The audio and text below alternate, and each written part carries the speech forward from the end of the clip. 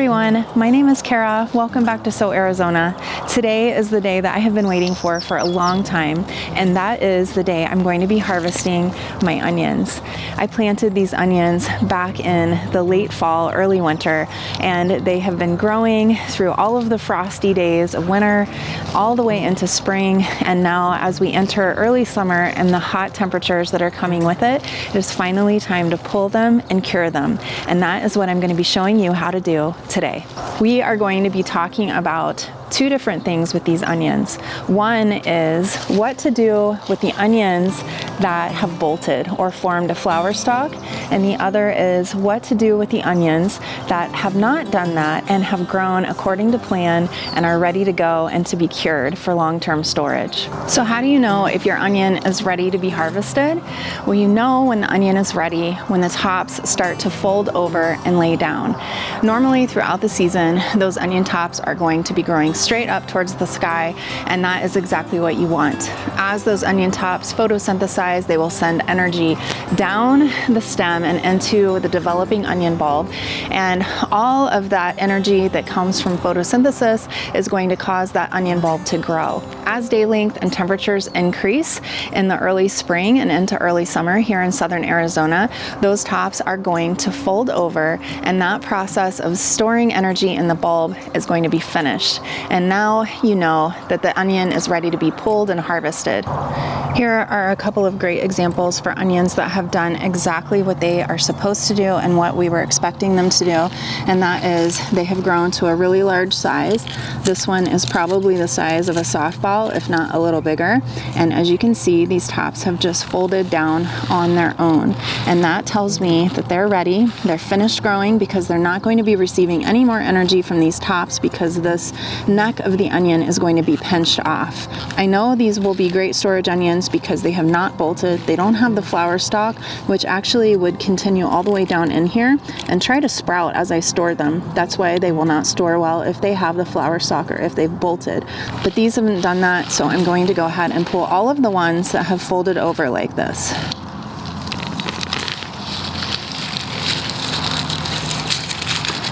Look how huge this thing is. It's way bigger than my hand. This is a Texas sweet onion, and this is a beautiful onion, and I cannot wait to have this in my pantry waiting for me to cook something delicious with it.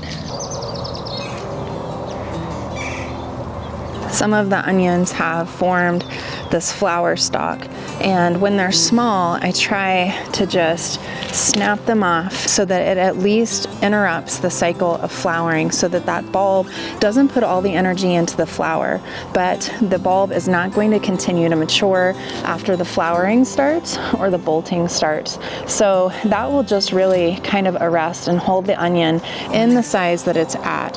And this particular one is really not very big, but that's all right because I can still pull this onion and use it in my kitchen right now for all kinds of different things and use it fresh.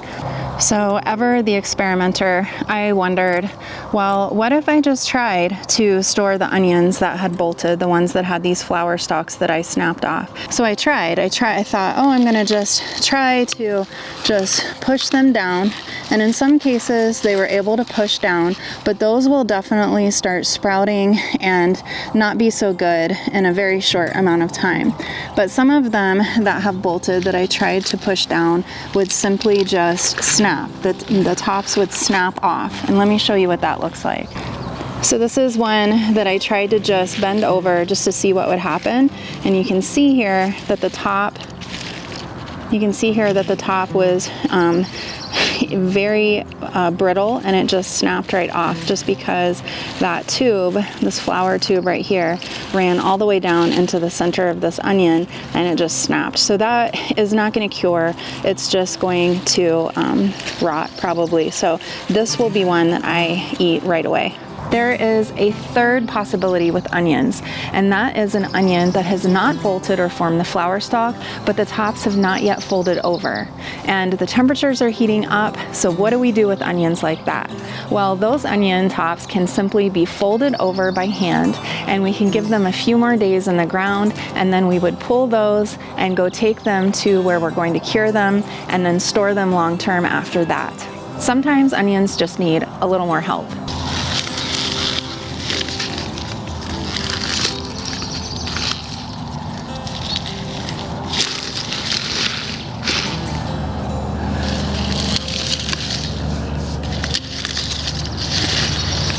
So you can see these are the ones that did not bolt, but they needed just a bit more time. So I have folded the tops down, and I'll come back in a few days and pull those too.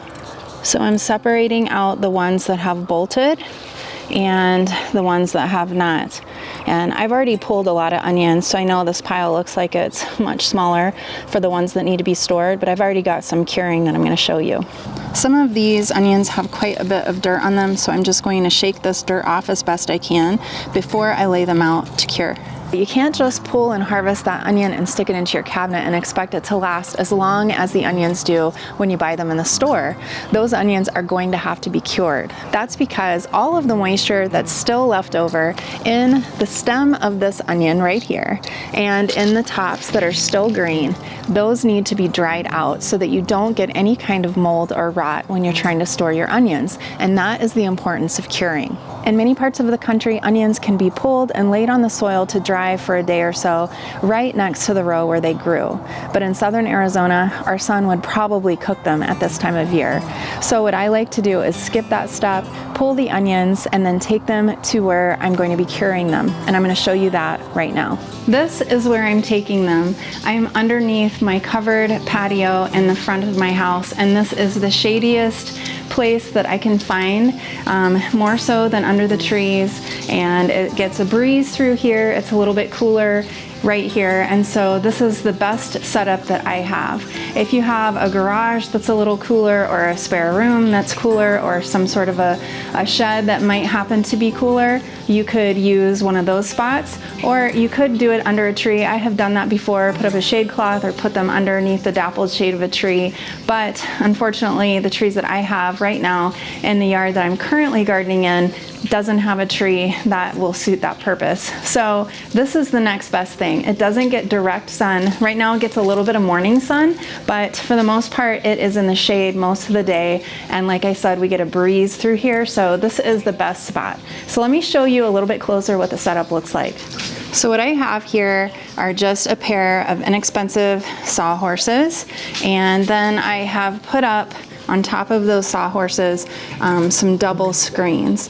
These are just old window screens that we kept when we replaced our windows. They work perfectly for drying seeds and things, so I will often have seeds spread out on these screens to dry, like sunflower seeds and all kinds of different seeds. And for this purpose, I'm using it for onions. This is a little less than an ideal choice because these onions are really heavy, so I've doubled up the screens to try to make sure they don't bow too much. I love using these screens for so many different seed-saving activities that I don't want to bow and ruin them, but this is the best that I can do right now. If you have some sort of wire, you could use that as well, but really what you need is some place to spread them out where they can get airflow on all sides like this. And you can see right now that these are quite dry. They have been drying here for about a week, and let me show you what they'll look like.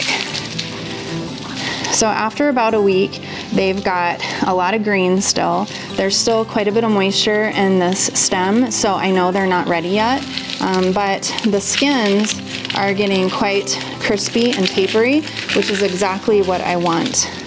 There are a few on here that have been drying for a lot longer, and the tops are completely dry on this one, and this little stem or neck right here is completely dry. When I squeeze it, there's no moisture at all in here. It's completely dry. The roots are dry, and the skin, as you can see, is papery. It will just fall right off.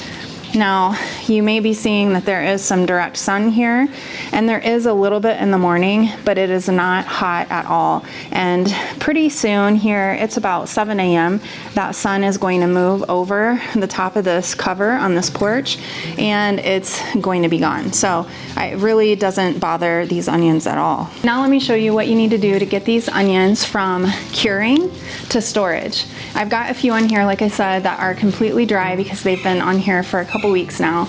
Really, the timing of curing is going to be anywhere from 2 to 4 weeks. And I find that in southern Arizona, it's more on the 2-week end than the 4-week end because we have such low humidity here. I've got my scissors, just some plain clean scissors. I think these work the best, and I'm gonna prep these for storage. Here's my onion that is completely dry. The roots are still here, but I have brushed all of the soil away. So the first thing I'm gonna do is just trim these like that. They're not clipped completely off. There's still a little bit left here, and that is good, that's what you want. And then when you go to the top, I'm just going to clip off about that much, leaving about an inch of space here. And now this onion is ready to put into my basket or my mesh bag or whatever it is that I'm going to be storing it in. And this will keep for months. Let me do a couple more. So you just clip here, straighten out your roots, clip here, and that's it. And that is a perfectly good storage onion.